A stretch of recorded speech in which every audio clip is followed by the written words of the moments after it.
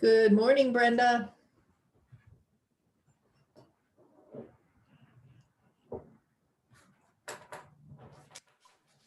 Good morning. How are you today? It is well. It is well. Am I the only one on? No. No, Jeannie's Okay. here. Yeah, Hi, huh. Jeannie. Okay. This is the first class I've had from you that isn't a cooking class. Oh my Okay. gosh.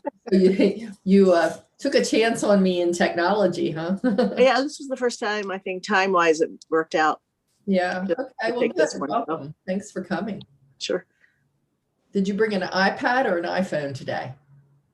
I watch this on an iPad, but I also have an iPhone. So Okay, if we good. need to do things while you're doing things, so Okay. How about you, Brenda? I'm watching you on my iPad, and I do have a phone. Okay. Perfect. Looks like someone else is coming. Someone named iPad. Who's joining me named iPad? That's the name that's come up. There you go, Jeannie. Oh, good. There you go. Thank you for turning on your camera. I can't turn mine on for some reason. It says switch to active speaker. Oh, well, you know what? That Lina is here and she helps us with some of those things, and perhaps she Okay. will be able to help you with that. Yes, ma'am, definitely. Brenda, are you able to access the chat at the bottom of your screen?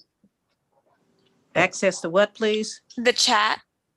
Oh, mine is, yes, I have it.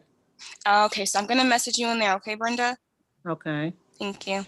Thank you. Thank you for helping with that. And I'm going to message iPad here. Can you tell me your name?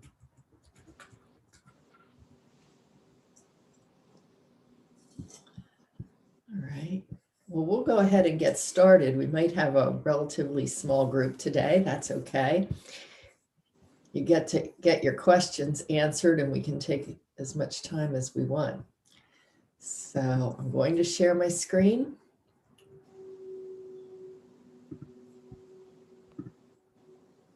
And I'll probably share and unshare because later on I'm going to also share my iPhone screen.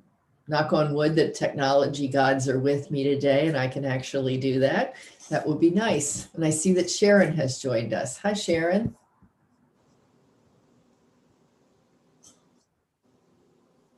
Hello, how are you? I'm well. How are you today? Great, thank you. Did you come with your iPhone or iPad? Well, I see you're on your iPad. Yes, yes, Okay. Do you have an iPhone also? yes. Okay, terrific. Then you might be able to watch on one device and work on the other. The iPhone and the iPad have very, very similar ways of getting at the things that we're going to look at today and share very similar characteristics and features. So what works on one should work on the other. Oh, good. So, yeah. So, but if you have questions or you want to take a look at one or the other a little more closely, we can do that. As I was mentioning, I'm going to share my iPhone, but I can stop and also pull up my iPad to take a look at what you're seeing. Okay, so let's see. At this point, you should be seeing my slide. Is that right? Staying safe on iPhone and iPad. If so, you're in the right place. Fantastic. My name's Deb Livingston. For those of you who haven't met me, I've met Jeannie before. Have I met any of the rest of you? I have to be honest, it's harder for me to recognize names over faces. Have I met you before? No, this is Brenda. No. Okay, Brenda. Well, welcome. Have you been to other Get Set Up classes, Brenda? Yes. Yes. All right, great. And what about you, Sharon? No, I haven't met you, but I've been to other classes. Okay. Well, welcome to my class then. And my name's Deb Livingston. I live in York, Pennsylvania, and my background is in applied psychology and adult and organizational development. So I did a lot of managing, coaching, training in my career, and I'm really happy to be here as a Get Set Up guide because people who come to these classes actually want to be here. You know, it wasn't always the same in business when people came to training classes. So I think it's fun to use technology to learn new things. And all of this that we have in front of us with our iPhone and our iPad is, kind of limitless, but at the same time, we can get a little wary about what can happen and how do we keep ourselves safe. So we want to talk about that and how we can feel relaxed, I guess, when we are out or in our homes or out in public using our devices. So that's what this is all about. Just as a reminder, you've probably heard this in other classes, but I like to reiterate that we learn best from each other when we're on camera. That's the best way to participate. And also when we're on sharing experiences and asking questions. So I really welcome you to unmute yourself anytime you want to talk or ask questions. It helps me to know, especially if I can see your face, whether you're getting it or not. And if you're staying up with me on the instructions that I give. So I need that feedback so that I can best serve you. We will be recording or are recording this session, and you can request a copy of it at the end of the session just by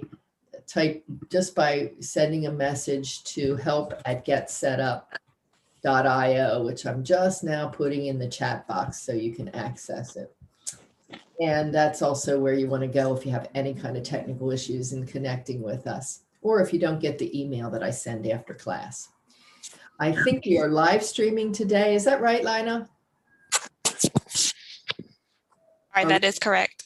Okay, so I want to just give a shout out and welcome to anyone who may be joining us by live stream. It's nice to have you. And I'd like to invite you to come to our website and register for classes in the future so that we can have you participating online with us in this community. And finally, the last thing I would say is that Get Set Up is not paid to promote any kind of specific products. So we're talking about Apple products today, and that's merely for educational purposes. I don't get a free iPhone for doing this class, okay? And I see that Henrietta and Priscilla have joined us, and Brenda as well. Brenda, there's two Brendas here. Brenda Mitchell, you're on both devices, okay. And so hello to you all.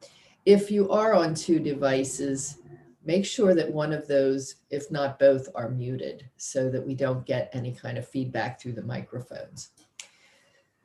So this is what's on the agenda for today. And it's really important for me to know what your priorities are, because I have to tell you, this is an ambitious agenda. We rarely get through it in its entirety. So what I like to do is really kind of get into the things that are most important to you. We're going to start with a brief introduction about the kinds of things we want to avoid.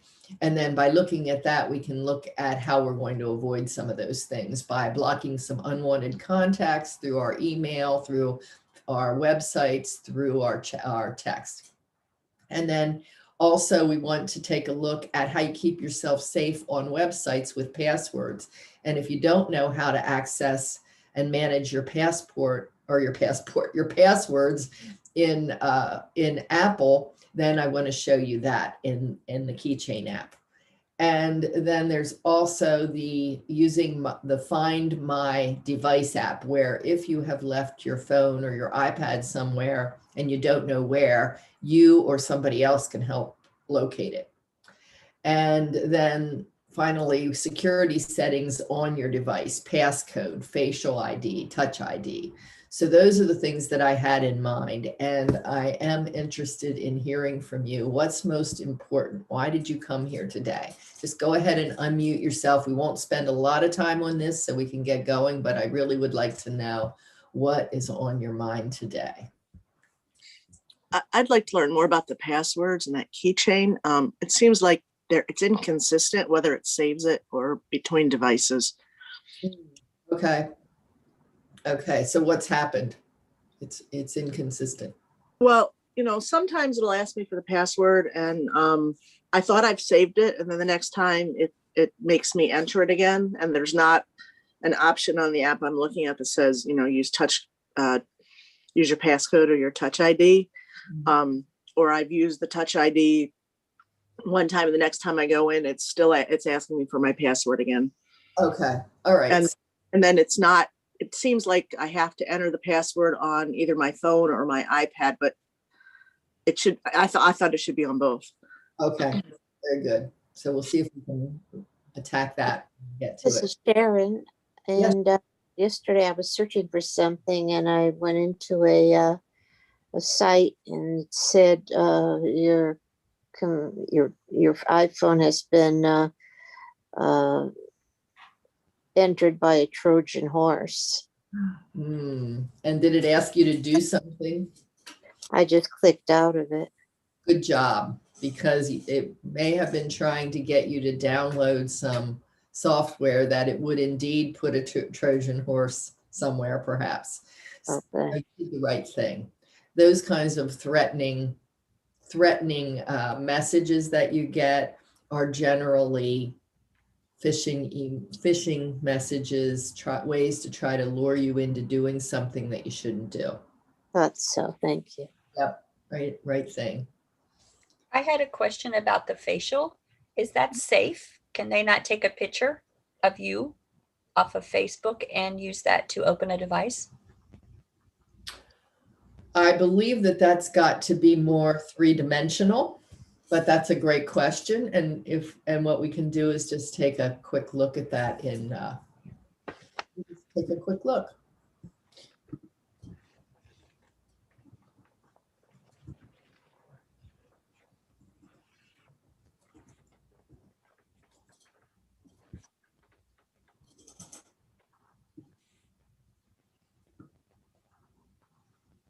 No.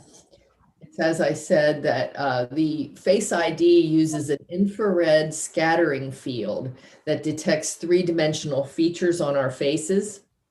So a two-dimensional image on a photo will not pass will not bypass Face ID. You can try it, use a picture of yourself and try to open your phone with it. Thank you. You're welcome. What else? Of those things that are on the agenda, anything that jumps to the top? Okay, well then let's get started and see where we go with all of this. Things to avoid. First of all, let me tell you a little bit about the Apple business model, well, not business model, but their philosophy, the way that they do business. They have really developed quite a market share because they've been able to offer very safe and secure products that are basically not too hackable. And so they have kept up with that, and they really get out in front of things to make sure that we are safe. Now, there's always people out there who will be coming up with new ways to get into our phones and into our iPads. But Apple is constantly putting out software updates, sometimes annoyingly so, because it seems like there's always updates, but they're doing that proactively to keep us safe. So it's very, very important that we go ahead and make sure when we get a software update notification that we do update our software. Is there anyone here who would like to know more about how to update your software? I was given an Yes. iPad by a friend because they got a new one. And it keeps saying that I need to finish making it mine, I believe is what it says. Let me go there. Yeah. Okay. It says finish setting up your iPad. Okay. Is that the same thing? That is part of it. So Okay. if you finish setting up your iPad, you will be putting your own personal information in there. And you will probably be at some point asked to update the current operating system as part of this as well. Yeah. Thank you. Mm-hmm. So out-of-date software, I'm referring primarily to the operating system software, because that's where we go in and fix bugs and overlay security measures to fix some of those things that are starting to happen from outside sources. So we'll come into that at the end of this slide. I'm going to share my phone. I'll show you how to get into that and make sure you're up to date. We want to avoid spam email, of course, right? Because those are the kinds of things that kind of cause us to click on something that we wouldn't ordinarily click on. I really like to think about our devices and the security on our devices in an analogy with security at our home. So think of it this way. At your home, if you wanted to be completely safe and secure, you would install all of those camera devices. You'd have a security system in your house on your doors and windows, and you'd maybe put a deadbolt on your door, and then you'd feel pretty safe because you'd get a warning if somebody was trying to get into your home, or it would prevent them from coming in. So Apple does a lot of that for us. Facial ID, Touch ID, those are all things that kind of lock the doors. But honestly, what happens most of the time when people can get into our houses, it's because those security devices have been disabled in some way. We didn't turn them on, or we opened the door when somebody knocked on it, right?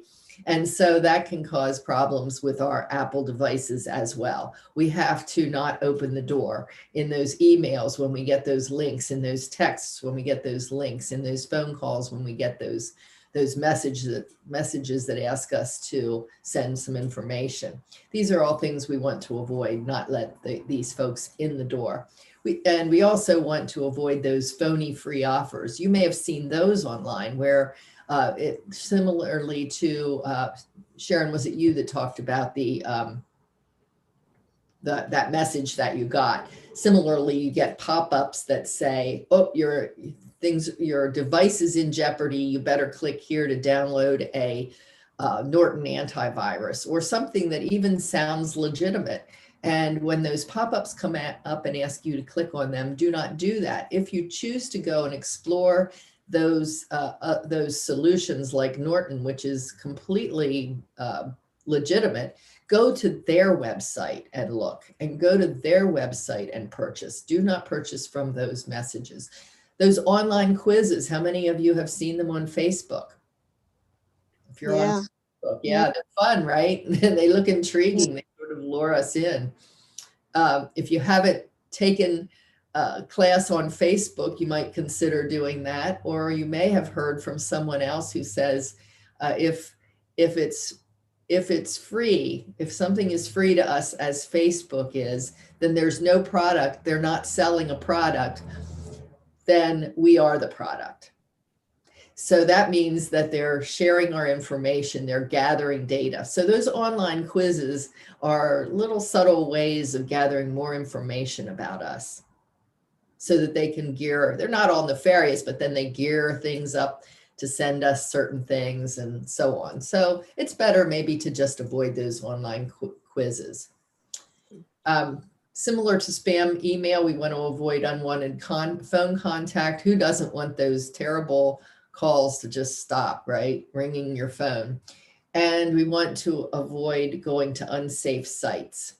Now, I'll show you this a little bit later, but in the menu bar, when you are on the internet, when you see a beginning of an address on the menu bar, you might look for this little lock, an HTTPS, which means that that site is secure and it's a site that you can feel confident sharing some financial information with if you want to purchase. If you don't see that, then you know that it is not a secure site to share anything that's of private nature or sensitive. And as well, Apple has a way of letting you know if you're going into a fraudulent website, and I'm going to show you the setting for that. Of course, you also want to avoid having your data stolen. So we're going to look for, again, looking at the passwords and ways to keep your phone safe from having your data stolen. And we want to avoid losing our devices. So that is why the Find My Device app is so important. The question there? Yes, go right ahead. My mother, 85, got a notice from her insurance company Hmm. that their data had been breached. Mm. So they gave her a site to go to, which I need to do for her, to do credit checks and so forth. Yes. Is that common? Yeah, unfortunately that, how do you think that happened? Did you get a sense of? They said through her insurance, one of the people that she had gone to, and she had given them their insurance card, it came through there. Yes, unfortunately, that is a feature of what of our world today. That's very common. You might remember that happened with Target, where they found contact information. Happens a lot. So you're doing the thing with the credit checks, and I would say that the best strategy for all of us with that, so that we are safe in general, in addition to everything we're doing on our devices, is to do those free credit checks every year and stay on top of it. It's unfortunate, but that's just what we need to do. So my question is, because I'm her POA, because she's legally blind, do I need to do mine as well? I would do yours anyway. I think we all should be doing that. Okay. Yeah, we should definitely be doing that. I just had someone who's a friend of mine whose identity was stolen, and I'm trying to remember how that happened, but she got after that, she got phone calls from people who were impersonating the government, saying they were going to come to her house, very threatening things. And we have to be aware that kind of strategy is happening. It sounded like it was coming from a call center. So whenever you get anything that's incoming to you like that, you should you should make the contact again directly to the source that might be, they say, contacting you, right? So in fact, what they said was, well, police officer so-and-so is going to come to your house. So she called the police and checked in with that to make sure that there was nothing going on. And they alerted her and told her that was a scam. And that happens all the time. So that's something else to be aware of. But yes, certainly go and do a credit check, because people get hold of this information and you start to get things like bank cards or checks that you didn't request for new accounts that were open. Sure sign that somebody's gotten your information. And it can sometimes just be as simple as it was in her case, with simple as having the last 4 digits of her social security number somehow was enough for her, for that information and maybe some other information. They pieced things together and they were able to get into her information and open bank accounts. So the ones I get the most is they say they're trying to make a delivery. yes. But they need more information. Yep. Yes, that's a really common one, Priscilla. I'm glad you brought that one up. That is definitely a scam. So anything that says, oh, we need more information, don't provide it. If it was USPS or UPS or FedEx, contact them and say, hey, I got this message.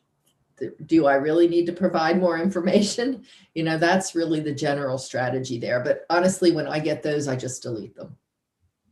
So Deb, are you saying, with my, let me just finish that one thought, because then the other thing you can do is, if you do have an order coming from someplace, a package that you're aware of, you can go into that site and also get tracking information proactively. Now, I'm sorry, Sharon, you were going to say something. sorry, so you're saying if you get a message or an email and you click on, what they're saying, as long as you don't go in and give them information, you won't be affected. Right. Thank you. So you don't have to worry too much about that if you open it up. Just clicking on any links is really the primary problem. Thank you. Mm-hmm. Mm-hmm. Okay, so I'm going to attempt now to share my screen. I'm going to stop the share here on the screen here, and let's see. This takes a second moving between the two.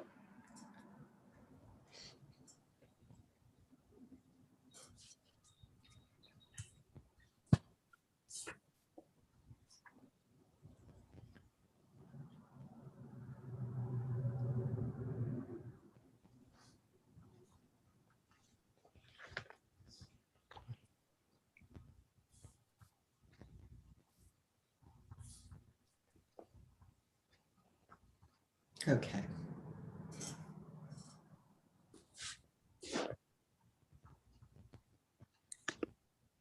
All right, now you should be seeing my phone. Is that right?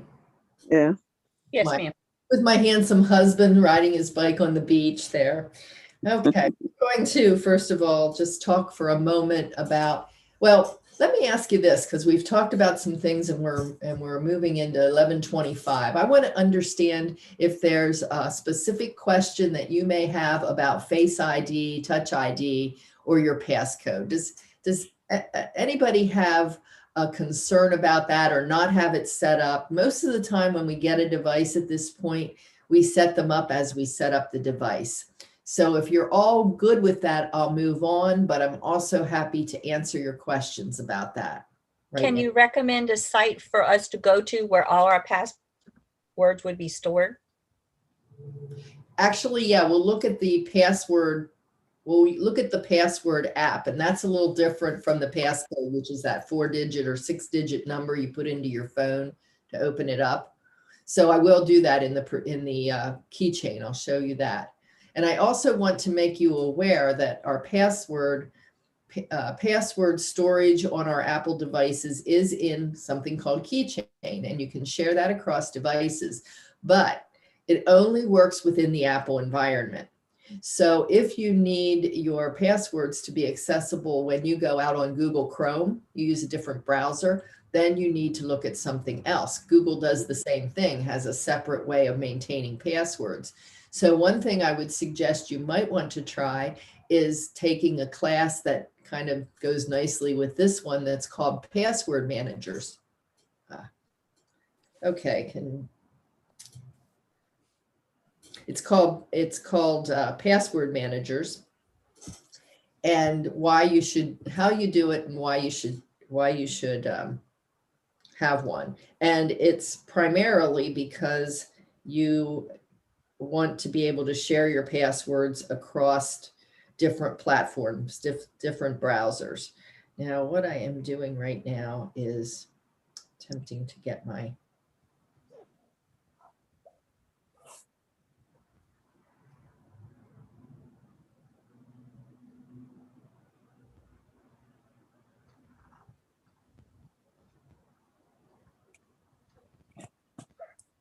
okay.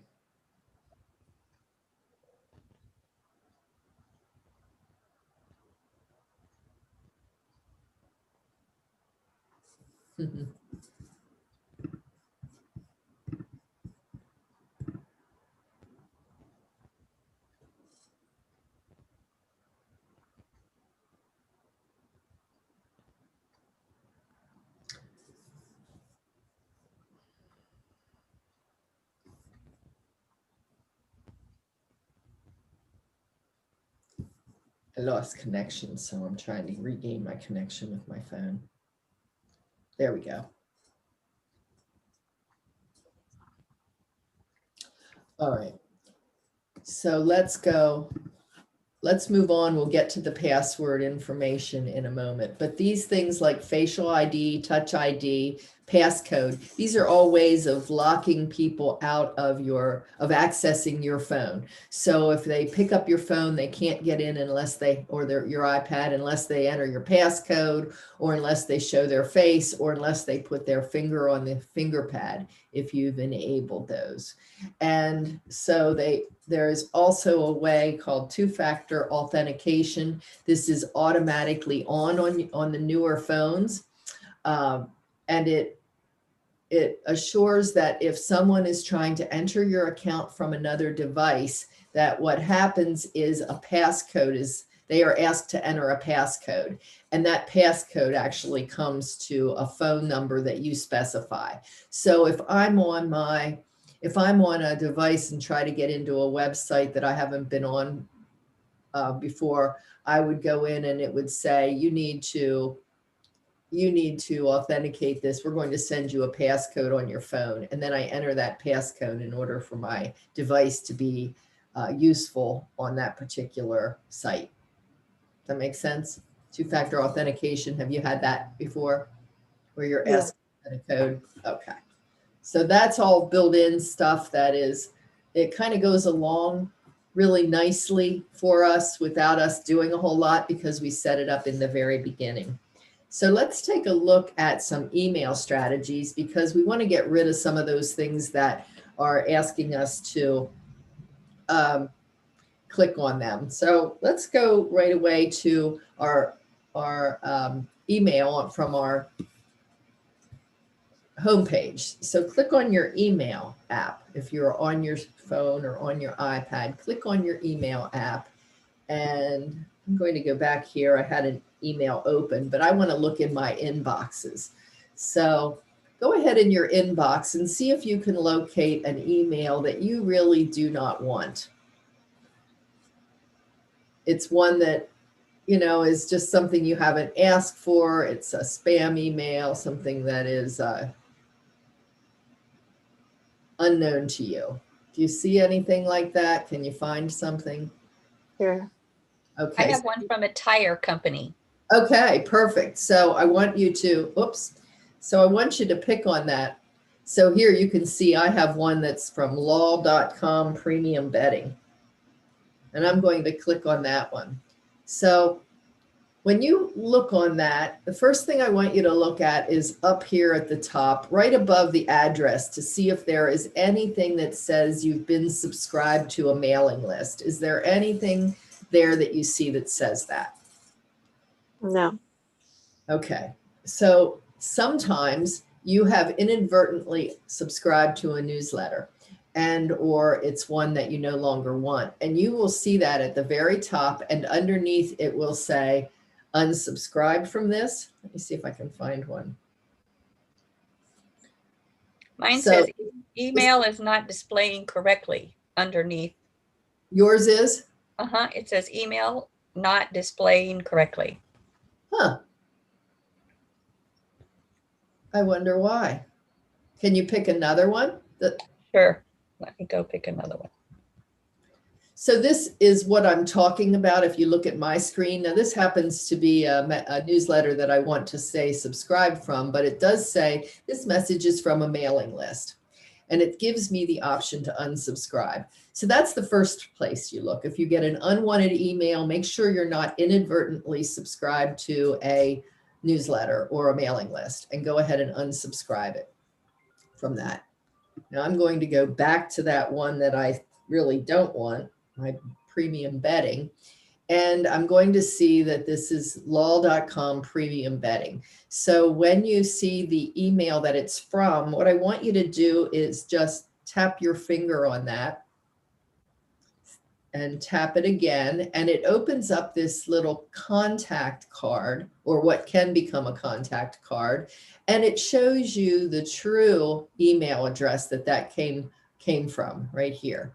So lots of times that's a clue. If you're getting something from a place that you think might be legitimate, do what I just did. Click on that email cover title until you come to this card, and then you'll see what it says. And you will see that oftentimes it's not a professional protocol.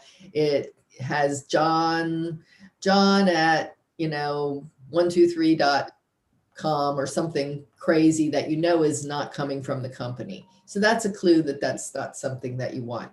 But here it's telling you that. And if this was legitimate, I could make this a contact right here by saying create a new contact, or I could add it to an existing contact, maybe somebody whose phone number I already have in my contact file.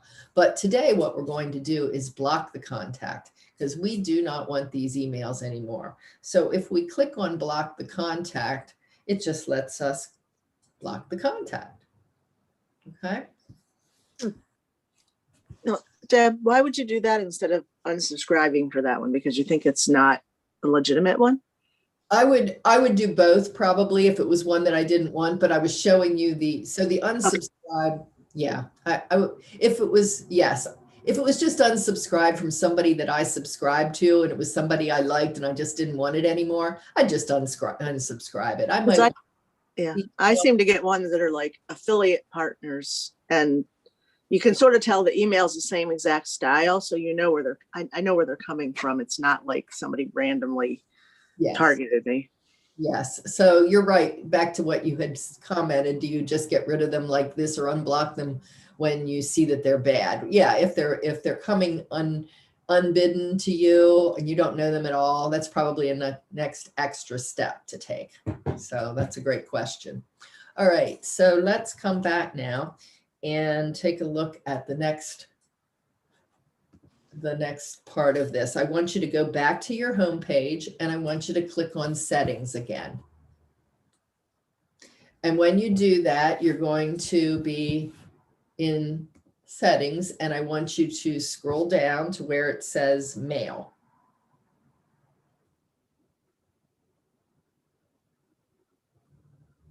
It's under passwords. See that?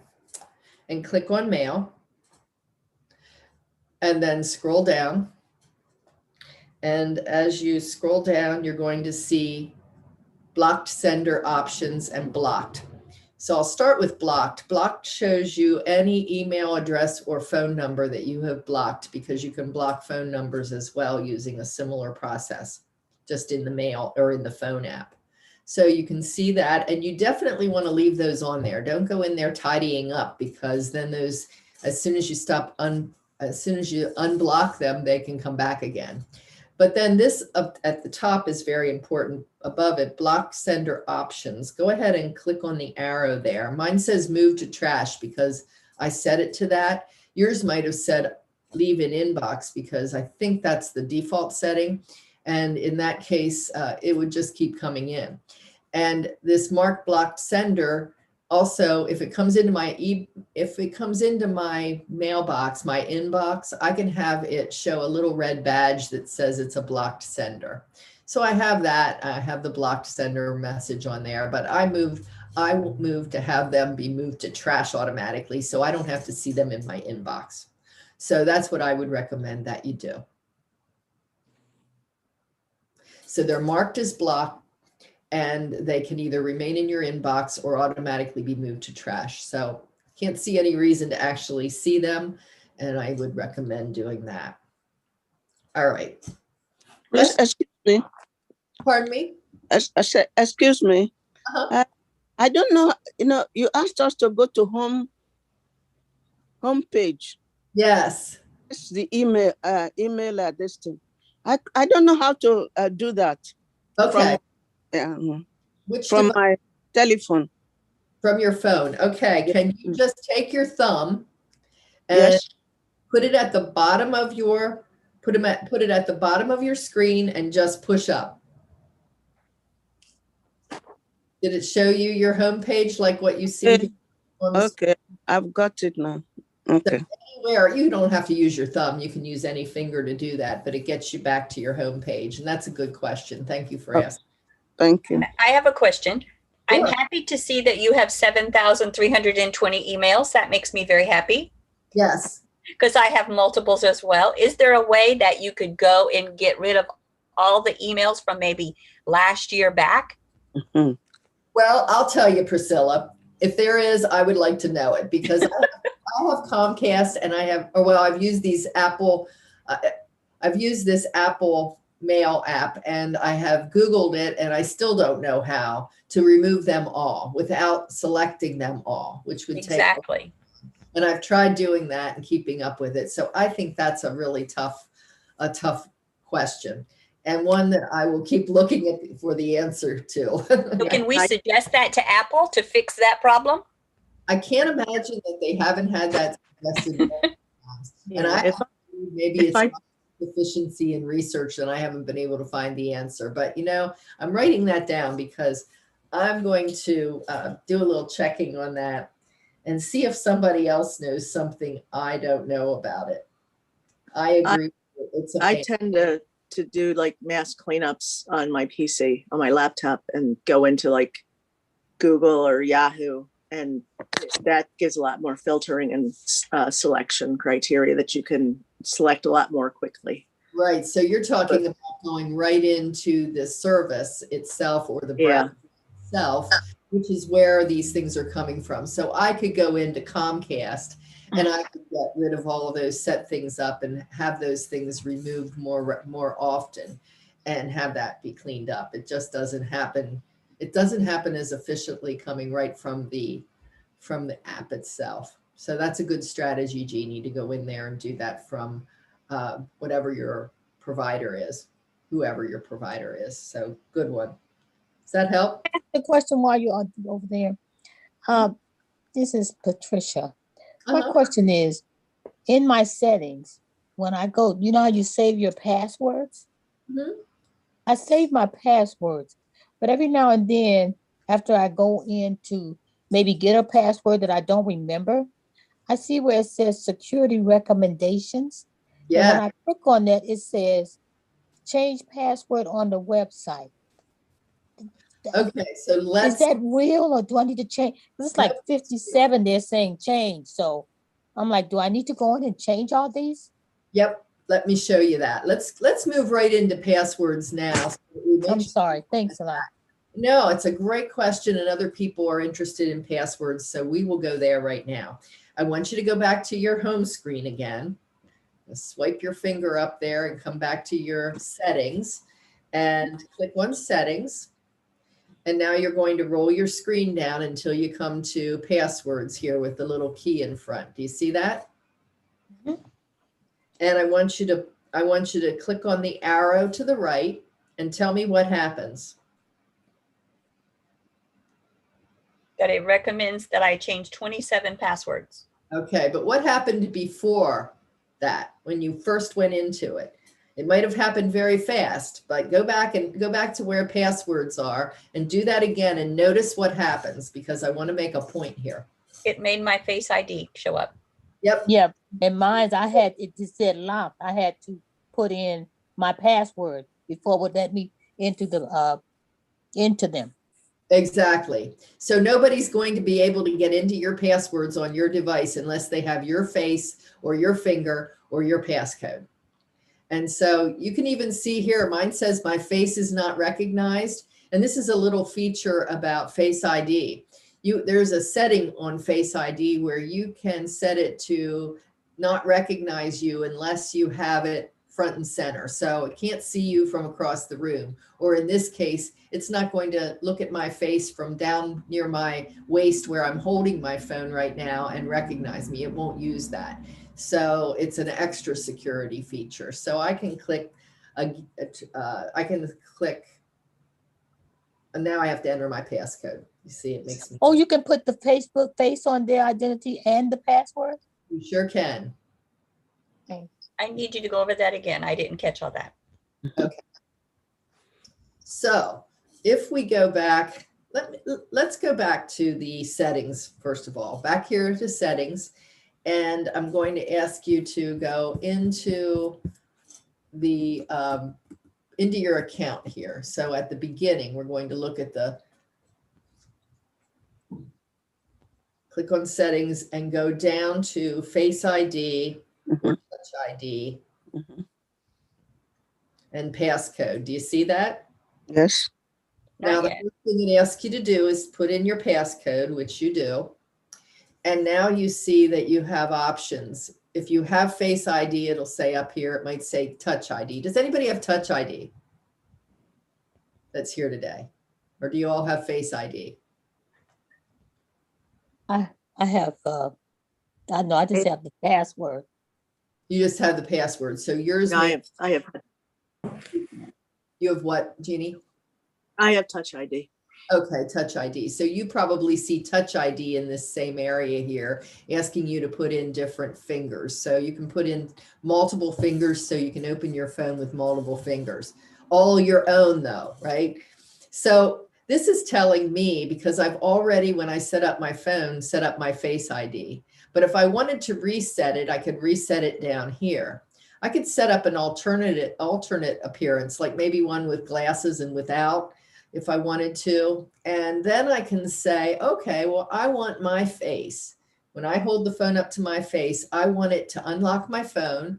I want it to get me into the iTunes and the App Store. I want it to access my Apple Pay.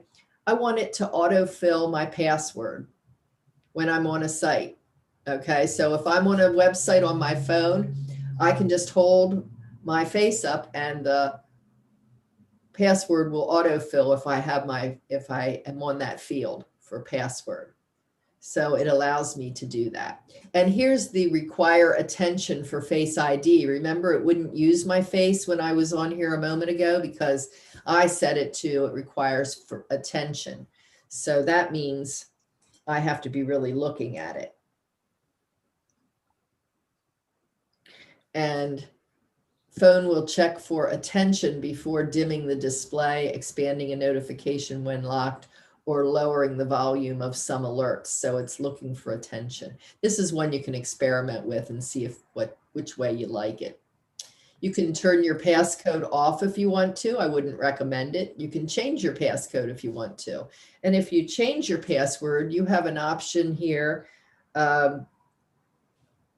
You have an option to enter a new one that is 6 digits. So a little more security if you like it. But you can also click on options and go back and make it 4-digit, custom numeric, or alphanumeric. You have lots of options there. Okay. So does that help? Yeah, so since I just have the passcode on, I can click use Face ID also, Yes. and it'll have then you'll have to go through both things. No, you'll start with your Face ID, and if for some reason it doesn't take your face because you weren't looking directly at it and it rejects it, then it'll ask you for a passcode. You won't have to do both. Okay. Okay. So now I'm going to go. Excuse me. Uh-huh. Now is the postcode? Yes. Is it passcode? Is it the same as the original? This thing, the original password you normally use on your phone. You mean your Apple ID or? Yeah. Yeah. If you're opening your phone, when you pick up your phone, and it asks you to enter your passcode, yes, Yeah.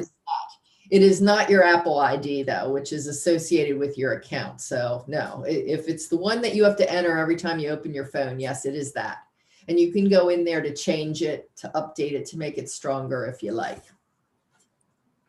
Does that answer your question, Henrietta? Does that? Not quite. There's this Face ID and passcode. When we look at the telephone, we get with our face, at times it opens, So, and what I'm asking is that, will I still use this postcode to open up my telephone if if the face doesn't work? Yes. Okay. Is that what you're asking? Is that what you use to open up your phone? No.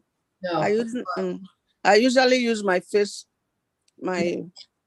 ID, and then if it doesn't, I use the normal what I put before. That's the passcode.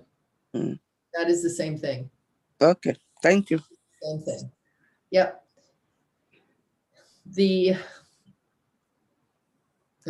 Okay, I won't get into that right now, but let's go back. I want to get back into passwords. So go into settings again and scroll down until you come to the key. Did I pass it? Down here where it says passwords, we were here. So click on that.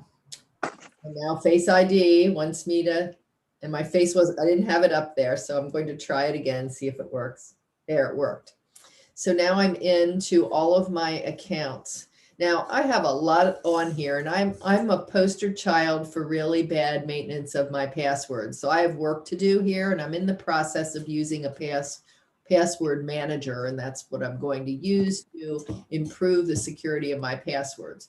And here's the reason why it looks this way. You may have found that you got into this situation too.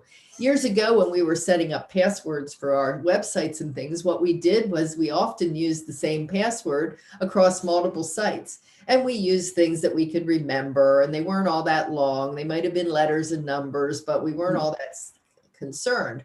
But hacking got more sophisticated, and so now it's no longer good to use multiple passwords across different sites, or the same password across multiple sites. We want to have unique passwords for each site. So when you come into this screen, somebody said, who was that said, oh, I have this that says I have security recommendations. Is that? Pat Mail. Pat. That was you, Patricia? Okay, so here's what we see, and it's telling us that we have to do some maintenance work. But before I go into that, I just want to show you that this is where we can also click on to autofill passwords when you sign into an app or a website with your Face ID or your Touch ID, so you don't have to type in all those passwords and remember them. My goodness, they're so long and complex, it's really hard to do. So that's an important feature. So when I click on this, what it's showing me is, first of all, I enabled this feature to detect any compromised passwords that I really should be changing. And you can see that it says I can go and change the password on the website, which I think is what you said. What do I do about that? Well, you go to the website and you go into wherever it says, each website's a little different, but go to where it says change the password. And when you do that, what will happen is a message will come up for you that will say, do you want to use a strong password? Or do you want to create your own? I highly recommend that you say create a strong password. And that is Apple Keychain recommending a strong password for you. And when you select that, they will put it into the password field. They'll put it into the confirm password field. You look at it and then you can say, save this. And it will save to, guess where? The keychain? Your keychain, exactly. So when you come back to that website and you use your finger or your face on that website, that password is what's going to be filled in. So we don't have to remember, keychain will. That's right. Now, let's go back to Jeannie's question. You said that you had issues with that not being remembered. Yeah, like right now, I was trying to play around with one of my accounts, and it, you know, I used my Touch ID to populate it and told me it wasn't the right password. And I can't get into the site at all now. What browser are you on? I'm using Safari. Okay. So then I would ask if you go into iCloud, go into your account there, go back to settings, click on your name, go into your account. Okay. And scroll down to iCloud and click on iCloud. And then I want you to scroll down to where it says keychain. Okay, wait a minute. Yes, there it is. Whoops. Oh, screw my name. I'm gonna go my name first. Okay, iCloud, and then keychain. Why don't they put them in alphabetical order? It says keychains off. That's what you need to do. Turn that on so that okay. it's across devices. Okay. And then it'll sync across devices. All right. Good, yes. Because I bet I changed it on another device. That could be very well. Because it's one of those that says that it was compromised. And I've been trying to go through a little bit. I've got like 125 of them, and I'm going through a little bit at it, a little bit each time I do it. That's a good strategy, just to do them a little bit at a time. And again, I would just say, if you do use Google Chrome or another browser and you use Safari, it would be worthwhile checking out the password manager. I just signed up for LastPass. It's $35 a year, and it's going to, once I move everything there, it's going to keep passwords that I can use no matter where I am, not just in the environment. So that's that. And it looks like we are, let's see if there's one more thing I can show you before we wrap up.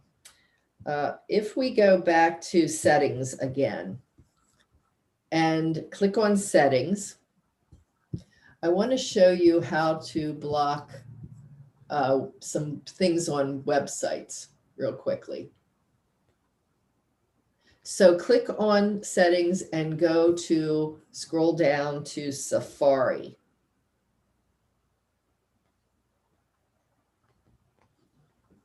It's right here, well below when you went into mail and phone, it's down there. And click on that. And this is where you can block pop-ups. So if you scroll down to where it says block pop-ups and turn that on, it's going to help with blocking the pop-ups that you see on websites that you don't want to see. If you keep scrolling down, you see where it says privacy and security right here. Notice a lot of times people say, well, what about cookies? What about cookies? What is a cookie? Anybody know? So cookie is a little data packet that a website will put on your computer to recognize you when you come back to that site. They're not inherently bad. They're actually very convenient for us because we get recognized when we go back to those websites that we like. So I don't block all cookies because I don't want to start over every time that I go in there. You can choose differently if you would like, but what I do is prevent cross-site tracking. If I go into a website and I want to share my information and let them have cookies, that's fine, but I don't want them sharing any of my information with another website that I haven't sanctioned. So you want to turn that on. And you also want to turn on the fraudulent website warning. That's going to pop up and tell you when that Apple says this is not a website you should enter into. It's dangerous. It's not secure. Okay. So sometimes you do want to go in and clear your history just to make things operate better and to get rid of unwanted information. You can clear it all here just by typing on or tapping on clear history and website data, and then clicking on the clear history and data, and it clears it all. It is good to do that, huh? You can do that periodically. It's not a bad idea. You might have to start over with some of the websites, building your history with them, but it's not a terrible idea. Now, you can also do something else a little more selective by going into the advanced tab down here, and you can say, oh, well, I want to do something selective with my website data. And now all my website data is being loaded here, and I can decide if I want to just remove some of those things. I can remove them all, or I can remove some of them. You can see I have quite a bit here. If I clicked on the down button, I'd get more. And I could go up here and click on edit. And I can remove the website data from any one of these individually, or leave the ones that I want to keep. Now, what did you get that again? Can you do that again? And so are you on the site, the part where we were looking at fraudulent website warning? Did you see that? Yeah. So it's down here under the advanced tab. So click on the advanced tab, and then up here at website data, click on the arrow on the side. Okay. And it's there. And then you just click the edit button in order to see the individual ones and remove them selectively if you want. Now I saw that little thing about JavaScripts, like Get Set Up will not let me access any of the classes on my phone because it says I'm not enabled JavaScript. Oh, yes. Uh-huh. So how do I enable that, or should I? Yes, you should for that kind of thing. So you, it usually gives you an option that says press here to enable it. Okay. I found it. All right, so I'm going to stop my share now and start another share back to my presentation and wrap up for us today. Did we cover things that you were interested in? Yes. Yeah, I have a quick question. You showed us how to block emails. I get a lot of like the get set up emails in my spam, my trash folder. Is there a way to eliminate mark them not as spam without making them a contact? Because, you know, I don't want to add multiple. I'm getting people from support, and it's different names that are going there. So I want to just try to allow anything that ends with getsetup.io to not go to spam.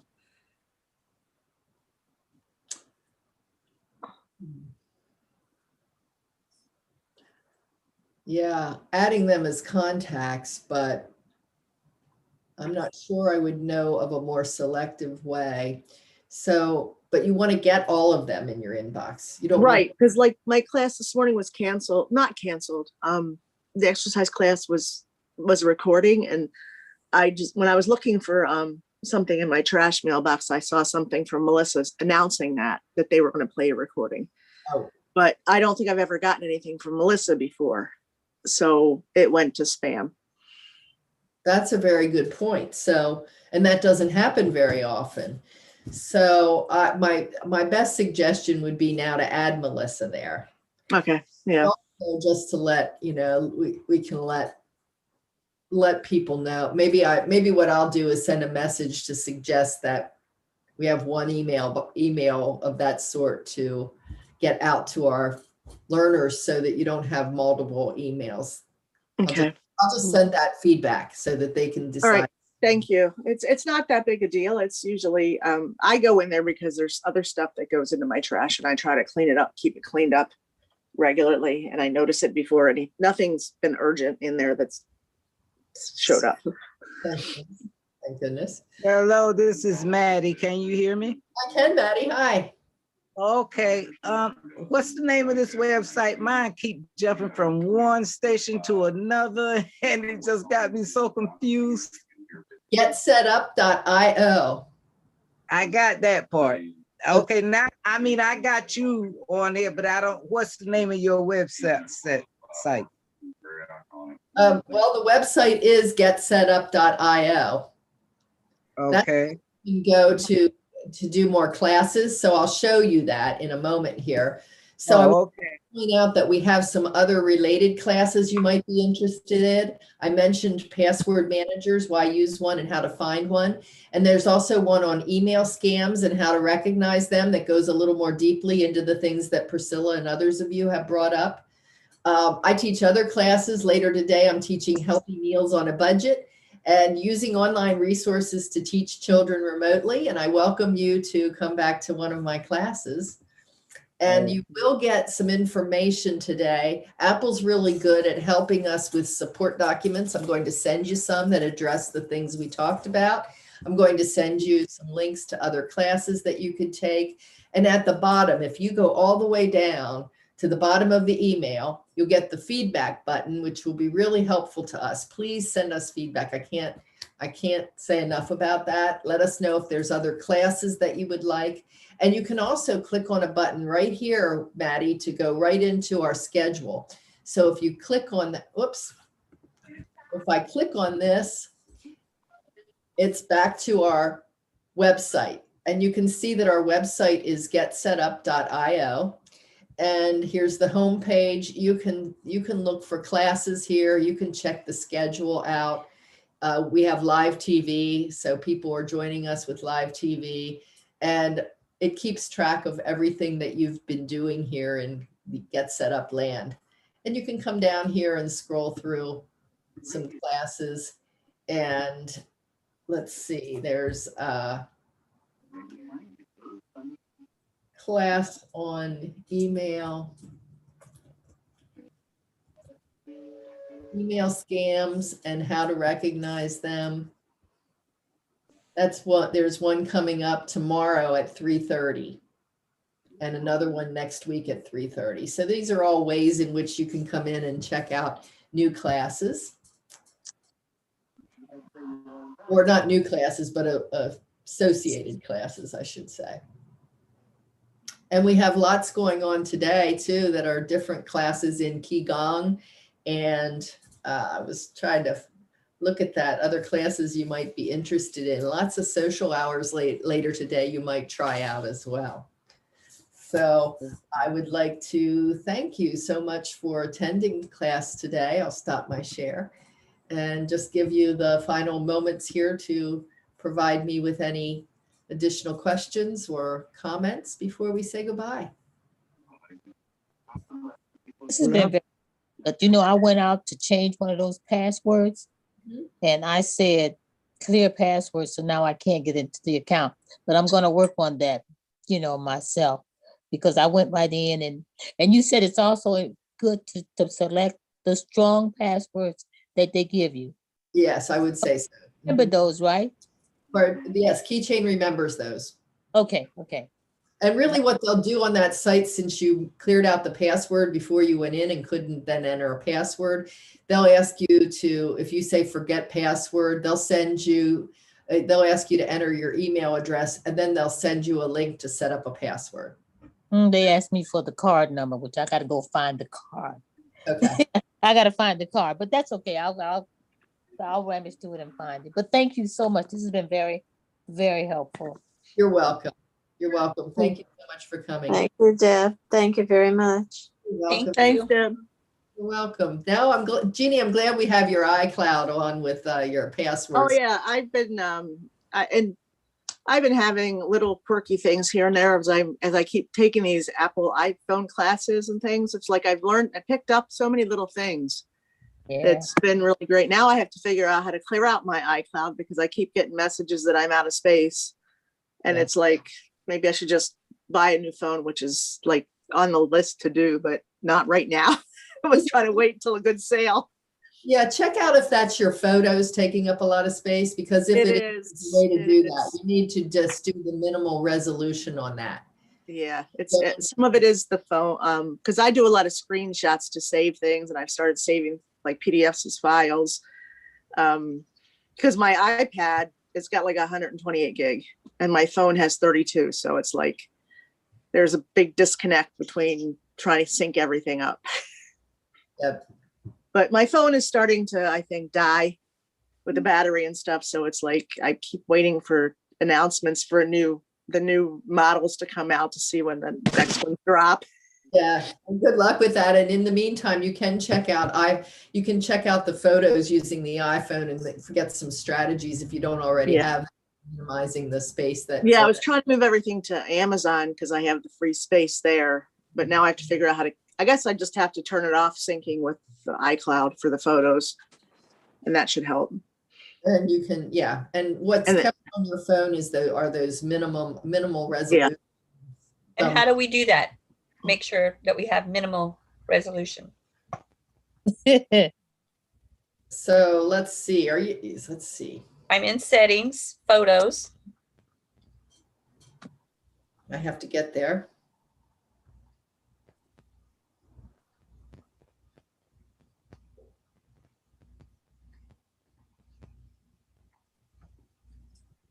I don't know.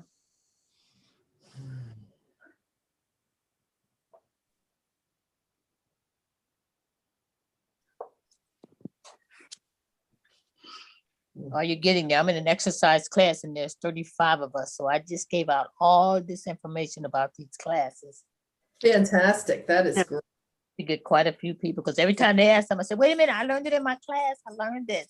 I know. Well, you're looking, I know I've taken a couple of the photo classes, like there's one for Google Photos and Amazon Photos, and there's an iCloud class. All of those have helped with different things. I probably should take the iCloud class again. Yes, the iCloud class. And I want to just ask you to go into there right now. So go to your settings. I won't share my screen right now, but go back to settings and then click on your name, which gets you into your profile there. Yeah. And scroll down where it says iCloud and click on iCloud. Mm-hmm. And scroll down to, or go down to where it says photos. It should be right at the top there. Click on that.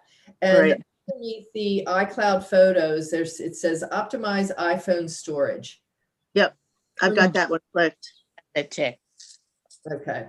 So that's the way, that's what I know to optimize. But I think because I'm now synced with Amazon. I got Amazon and Google, and I'm trying to figure out which one I like better. But Amazon, I think I have more space. I can probably turn off the syncing with the iCloud. There you go. Yeah, you could do that. And then I can clean up the phone and make it last a little longer. I have to buy a new one. You take your photos off and put them on a flash drive, not a flash drive, but a flash drive. That means they leave your computer and they just on the flash card or the cloud and on the flash card. I need to do that too, just to get them off there, because I never liked them just on the phone. Yeah. But I'm using my phone a lot more now. And so it's hard because it's like, okay, I want to upgrade because mine's several years old.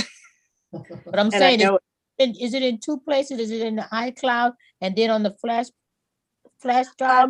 Not the I flash? have older photos on, not on a flash drive, but I have, I have them on my laptop hard drive, and then I back that up to a separate drive. Oh, okay, thank you. So yeah, I have them. I have some both on the phone and on my laptop or storage, offline storage. But I gotta get that more organized too. Well, good luck with all of that. I'm going to say. Yeah. Yeah. Goodbye. I know I'm losing. Last Goodbye. Bye. Thank you. Thank you for the hints though. You're Okay. welcome. Thanks. This was a good class. I learned a lot. Thanks, Jeannie. See you All right, next. take care. Bye-bye.